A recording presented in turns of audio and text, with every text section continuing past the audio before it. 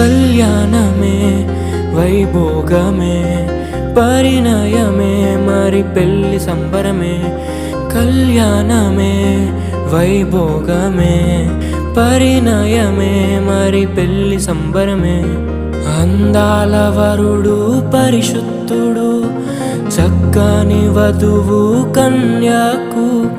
అందాల వరుడు పరిశుద్ధుడు చక్కని వధువు కన్యాకు.